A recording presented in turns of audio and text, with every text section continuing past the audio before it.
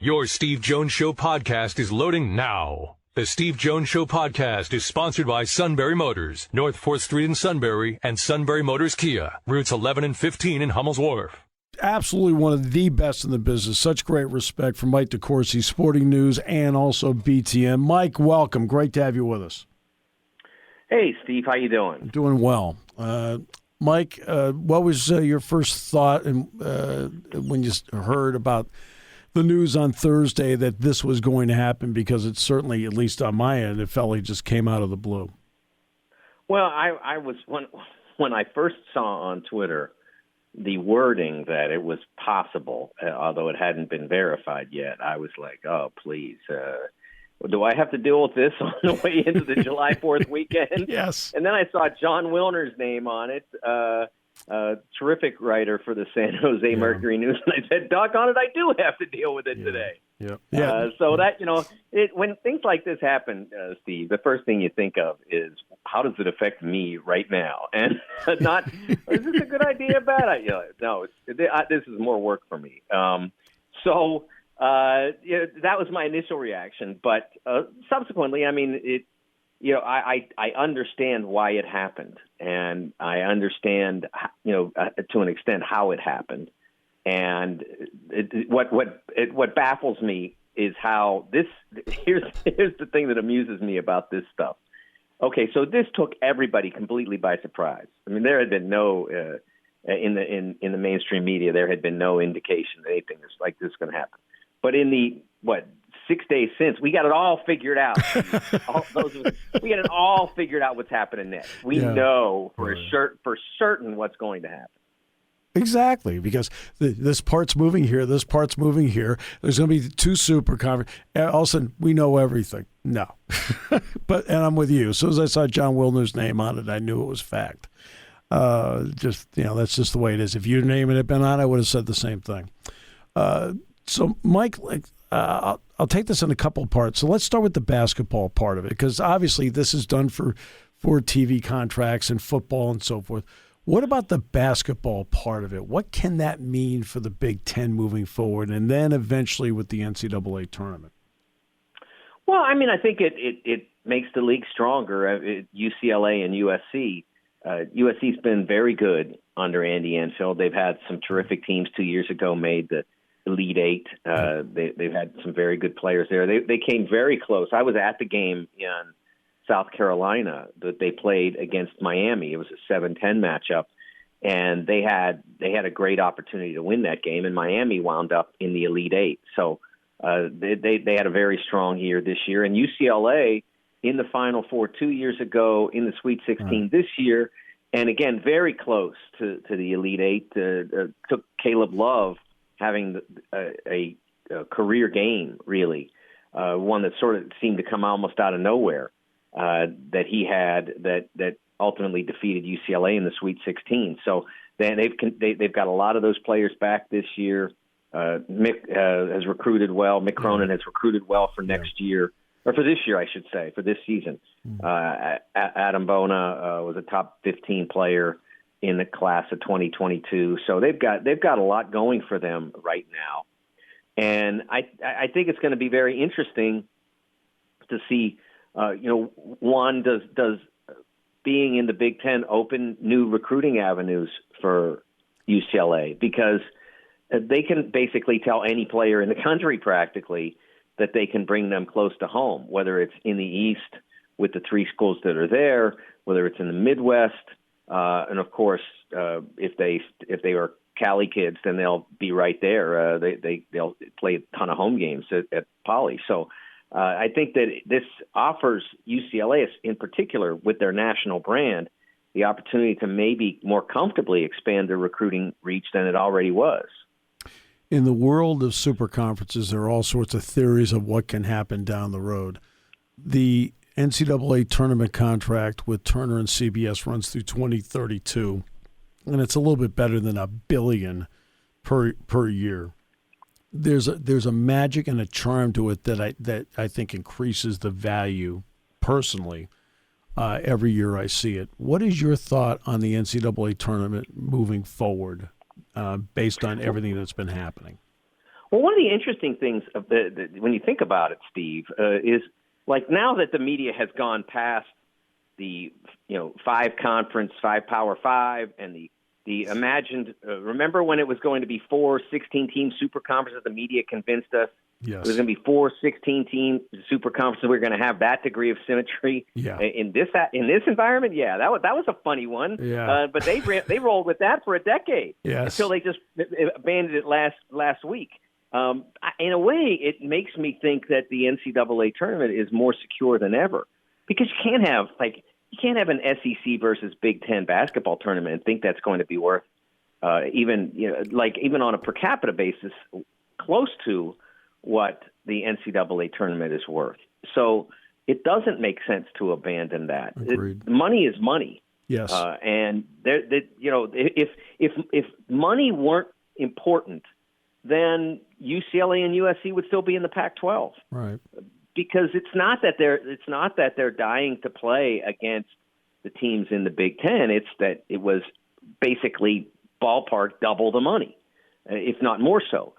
So why would anybody involved at the higher levels, the power levels, whether it's two leagues, 5 leagues, however many leagues you want to say, why would they walk away from money if it's obviously so important as to enter a conference in which some of the teams are literally 3,000 miles away from you?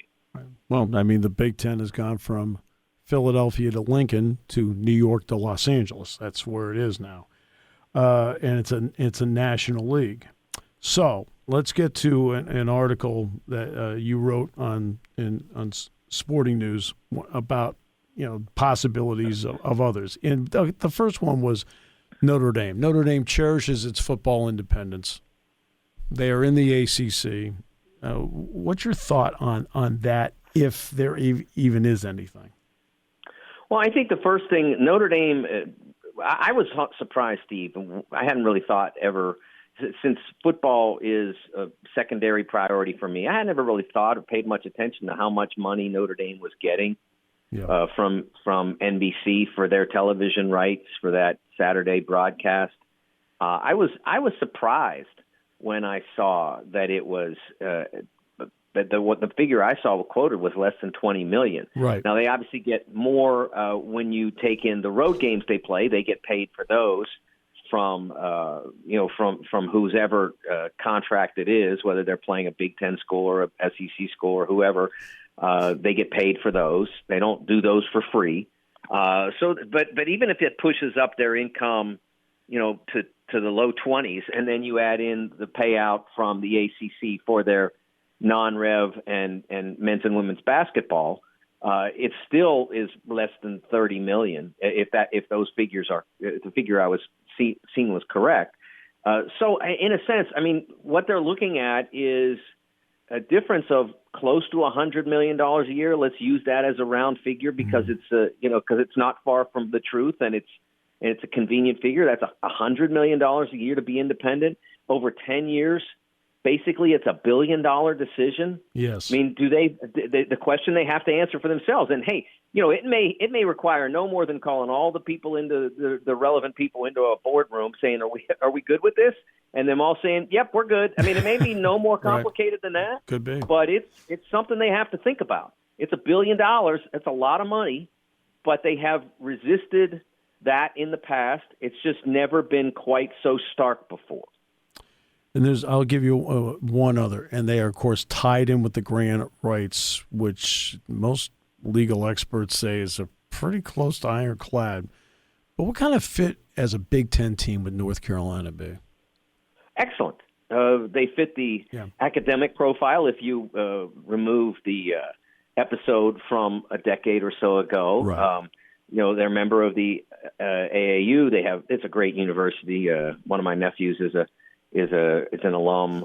It's a great university. So that's where remember, when the Big Ten begins these conversations, if it doesn't meet certain standards in that regard, they're not going to make the phone call. And SC and UCLA did, certainly, easily. And so it was a very easy move for them to make. And Carolina would be as well. And I think that if you did, if there were no grant of rights, North Carolina and Duke would be a very easy move for the Big Ten to make, and I think it might be the one move that they could make that might be, adding to the bottom line. And I'm not sure that there are as many of those out there as my colleagues seem to believe. I agree with you, Mike. You make an excellent point. It's a point I've been making on the show. You cannot make a move that actually creates smaller slices of pie. You have to make a move that makes a bigger pie where everybody gets bigger slices, or at least stays in the same neighborhood. I don't think you make a move if it stays the same because, everybody else is like, we're giving up a little exclusivity here. We want to be paid for that. Yes. If we're giving up our exclusivity, we've already taken it from, 10 to 11 to 14, now 16. The neighborhoods are a little less exclusive now. That's right. In the sense of who belongs. So if we get paid for that and it helps us, then it's worth it. But if it's just you're going to get the same money and now you're going to have more neighbors, not everybody's necessarily going to be excited about that idea. And you are absolutely right. Spot on. The Big Ten basketball tournament has usually gone into Chicago. This year will be Chicago. Minneapolis will get into the mix in a year from now or 2 years from now. But it's been to Washington and Madison Square Garden. Can you picture either Los Angeles or Las Vegas for a Big Ten basketball tournament? I cannot see the Big Ten going to Vegas.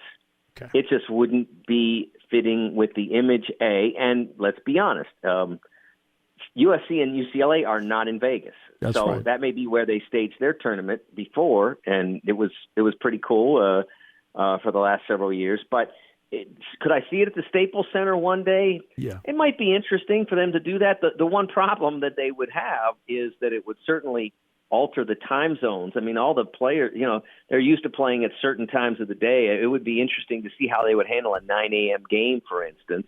Yeah. But it'll be interesting to see whether they entertain that possibility. When Jim Delaney was commissioner, it was important to him to say to the schools in the East, you're a part of this thing. And I know that it bothered a lot of the Midwestern-based Big Ten fans because I heard from them. But I think that, if Jim were still there, that might be something that would be I can say that it would be something that would be important. I'm not saying that Kevin Warren would not. I'm just saying I know what Jim's track record was.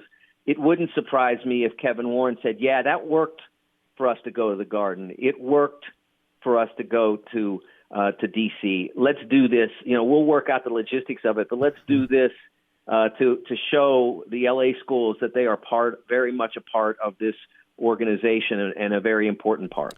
Yeah, the complaint about New York was that they had to accelerate the season to do it because they had to play a week before the Big East. The complaint about D.C. was, okay, why are we all here? And I remember my brethren in the announcing group was like, I had to fly here. I've always been used to driving. And I looked at them, Mike. And said, you do know this is the first time I've ever driven, right? Let me tell you, the New York thing, first of all, that week in the Garden was magical. It was great. For me, it was great. Yes. I've obviously covered a ton of games there writing, but it was the first time I've ever done TV from the Garden. It felt a little extra special. And then the following week, getting a chance to watch all the other tournaments for the first time in a while was just amazing. I loved it. So I would be an advocate of moving it up every year. I don't think coaches would like that. I know they would. But they'd hate it. Time. You and I would love it because I'm with you. I was the same way. It was magical. Of course, Penn State made the semis. And then I sat back and okay. And I just watched basketball. I vegetated. And as we started this interview, Steve, remember, it's all about us, It's how much more work do we do? How much more fun do we get? It's all about us. I think we'll end it right there. I think it's a perfect way to end it. We might as well end right where we started because we understand what it's about. Absolutely. Mike, always a pleasure. You know how much the great respect I have for you. Same here, Steve. Take care of yourself.